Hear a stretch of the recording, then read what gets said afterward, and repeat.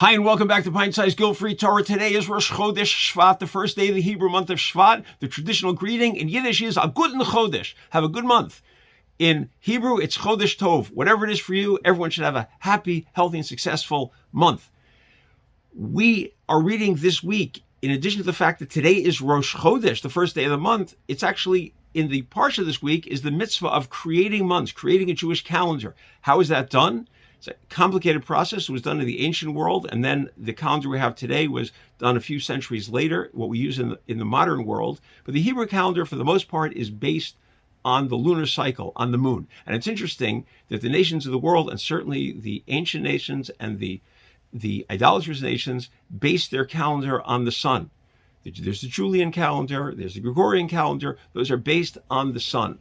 And what's the deeper idea of the fact that the Jews is based on the moon? Well, the nations of the world, when the sun is shining on them, things are going well, then they are there. They have power. They sustain themselves. They're great ancient empires, Babylon and Persia, famous empires. And then there was Greece and Rome and other empires that are no longer here. We don't hear about these nations because when things were going well for them, when the sun was shining on them, then they had power. But the Jews, even when there's no sun, when it's darkness, we can survive in darkness. That's who we are. We can bring light to any situation.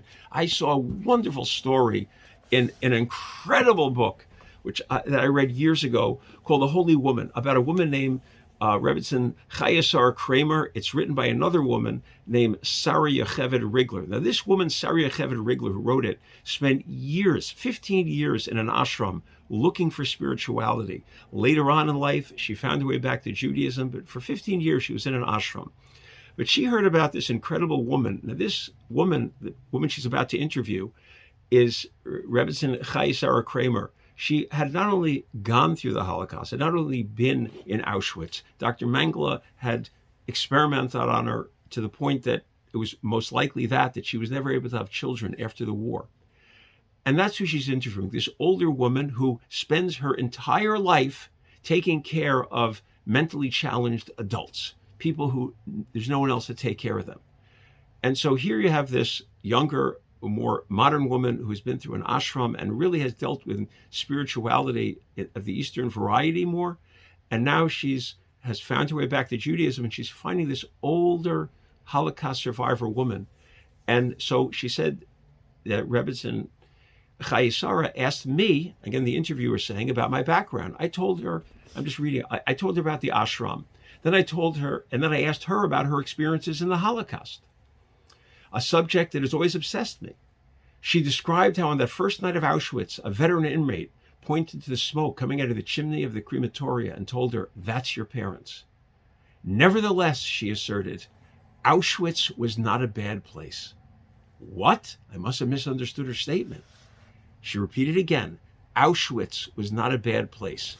There were a group of religious girls there. We stuck together. We did as many mitzvahs as we could. For example, one girl kept track of the days so we would know when Shabbos was, so we could keep Shabbos to the best of our ability. We recited blessings over food, even though it was only a tiny amount. And every day when the guards weren't looking, we said our prayers. They found their inspiration in the midst of darkness, in the midst of the worst possible place, and yet they were able to bring light. But the story is not over. Then the holy woman fixed her pale eyes on me, and she said, you know where a bad place is? A bad place is where Jews can do mitzvahs, but they don't do them. For you, the ashram was a bad place. So the interviewer, Sarah Yocheved Rigler, writes, she had just turned my whole reality upside down. A bad place had nothing to do with bad things happening to you. No matter that the Nazis had murdered her whole family, no matter that Dr. Mengele had experimented and probably sterilized her, all that really matters is what comes out of you, what issues from you. And so today is Rosh Chodesh, and we have a mitzvah to make Hebrew months, and it's according to the moon, because even in the periods of darkness, we can bring light. We have a nation in the worst times have produced the greatest scholarships. We have produced incredible inventions. We have produced so much and given the world so much in our darkest errors. And even in these times, we come out and we shine.